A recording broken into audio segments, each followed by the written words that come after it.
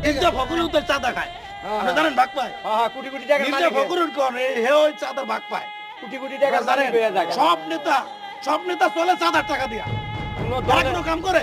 কোন দলের কোন নেতা কাম করে? কইতে হবে যে আমি কাম করি? না ভাই সব নেতারা খায় চাঁদার টাকা।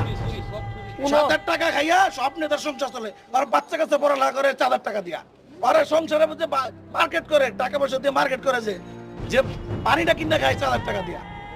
চাঁদার টাকা ছাড়া কোনো সংসার চলে না। ওরা চিকিৎসা করতেছে বাইরে, বাইরে বিদেশে চিকিৎসা করতেছে চাঁদার টাকা দিয়া। আপনি খোঁজ নিয়ে দেখেন, যত বড় নেতা হোক এই চাঁদার টাকা খাইয়া নেতামি করে। প্রত্যেকটা নেতা চাঁদার টাকা খায়, প্রত্যেকটা কর্মী চাঁদার টাকা খায়। কোনো কেউ করবে না। চাঁদা বন্ধ হয়ে গেলে রাজনীতি কেউ করবে না। যে ধান্দা নাই রাজনীতি করবো কেন? কাম করে খাই। খোঁজ নিয়ে দেখেন ভালো মতো চাঁদাবাজি আছে জড়িত। আপনি খোঁজ নিয়ে দেখেন সবাই ওই ভকুরও চাঁদার টাকা খায়। আপনি খোঁজ নিয়ে দেখেন, কিন্তু প্রকাশন ওটা